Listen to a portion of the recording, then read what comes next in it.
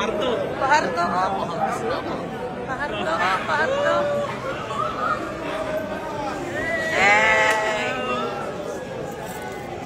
Welcome!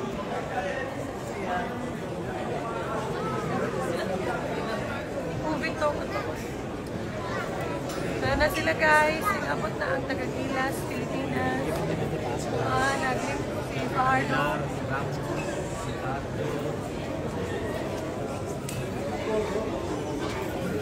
Si Ayan, Des.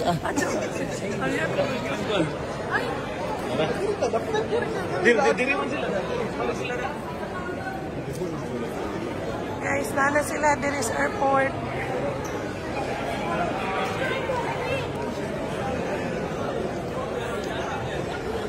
Nana sila guys, ditapukan.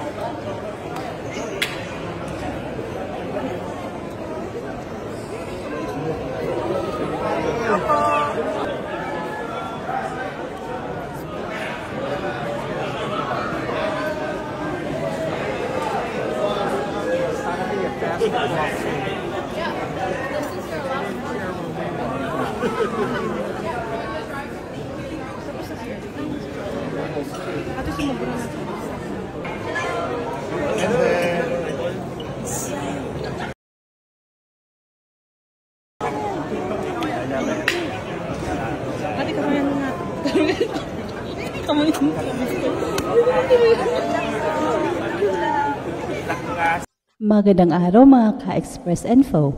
Touchdown Auckland. Lumapag na ang buong Gilas Pilipinas team sa Auckland, New Zealand at agad na nagpakitang gilas ang mga Pinoy sa airport.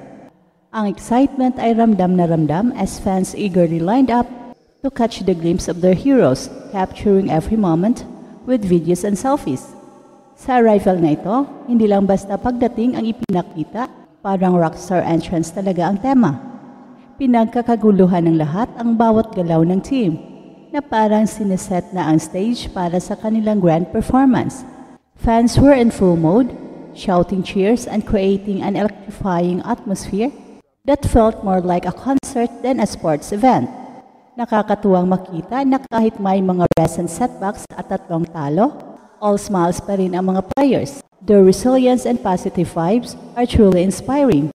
Ang high spirits nila ay nagpapakita na hindi sila basta-basta sumusuko, because they continue to fight and represent pride for the nation despite the challenges. Hindi rin pwedeng palampasin ang pagkakakilanlan ni Kai Sota sa segment na ito. Laking kawalan niya sa excitement na bumalot sa buong lugar. Even if there were concerns and challenges ahead, every member of the team exuded confidence and unity. Ang bawat moment ng kanilang arrival ay pinasaya ng presence ni Kai Sota na nagbigay ng extra boost sa energy ng fans. Sa kabuuan, this touchdown moment in Auckland ay hindi lang simpleng arrival, it is a testament of hope and perseverance. Ang bawat video, selfie at ngiti ay sumasalamin sa walang kapantay na suporta ng mga Pinoy sa kanilang Gilas team. It is a reminder that kahit sa kabila ng mga talo, the spirits of unity and passion for the game will always prevail. At sa araw na ito, may malaking laban na magaganap sa FIBA Asia Cup 2025 qualifiers. Ang Gilas Pilipinas kasama si Justin Brownlee ay haharap sa New Zealand sa isang final game kung saan nakasalalay ang top spot sa Group B. Ang panalo ng Gilas Pilipinas laban sa New Zealand ay hindi lang magbibigay ng top spot, kundi magbubukas din ng opportunity para sa mas magandang matchup sa FIBA Asia Cup 2025. Isang crucial na laban ito para itaas ang kumpiyansa ng koponan sa tournament. Parehong 4-2-1 na ang record ng Gilas Pilipinas at New Zealand sa ngayon.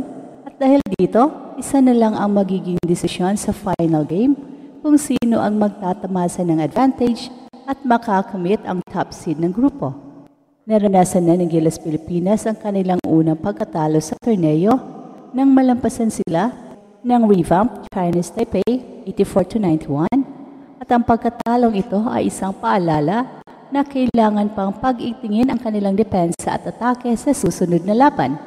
Kahit na napakitang Gilas si Justin Brownlee sa pamamagitan ng 39-point explosion, hindi pa rin ito naging sapat para mailigtas ang koponan laban sa Chinese Taipei. Ayon pa sa head coach na si Coach Tim Con, Binigyan niya ng credits ang Taiwanese sa kanilang mga timely baskets na nagbibigay sa kanila ng historic win laban sa Pilipinas simula pa noong 2013 na nagtulak sa kanila sa third spot sa grupo. At ngayon, nasa laban na naman ang pag-asa ng Gilas Pilipinas sa kanilang final game laban ng New Zealand ngayong Sunday, February 23. Lahat ay nakasalalay sa kanilang performance. Ito na ang pagkakataon para ipakita ang tunay na Gilas at masecure ang top spot sa Group B na magbibigay ng advantage para sa mas magandang matchup sa FIBA Asia Cup 2025. Samantalang malaking kawalan si Kai Sotto sa Gilas, kaya nagkandara pa ang team, making adjustments at paano mapadali ang pag-integrate ni AJ Edu sa team as replacement kay Kai. Sa 4 na laro ni Kai sa FIBA Asia Cup qualifiers, malinaw na ipinakita niya ang kanyang husay sa frontcourt.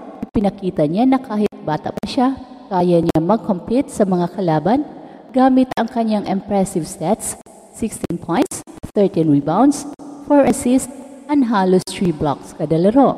Ang kanyang scoring average na 16 points per game ay patunay ng kanyang pagiging reliable scorer. Kahit na may pressure sa bawat laro, nakakahanap siya ng paraan para maipakita ang kanyang offensive skills at ma-deliver ang kinakailangang punto sa crucial moments ng laban.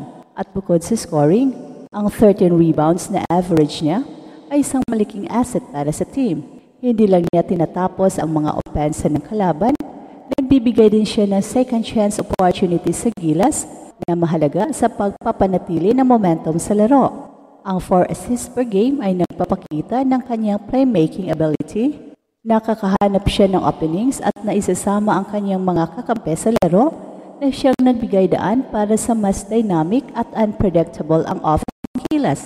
Huwag rin nating kalimutan ang halos 3 blocks per game na nagpapakita ng defensive presence ni Kai. Ang pag-block ng shot ay hindi lang nag-disable ng opensa ng kalaban, kundi nag-angat rin ng moral ng team sa tuwing nakikita nila ang kanyang matibay na depensa.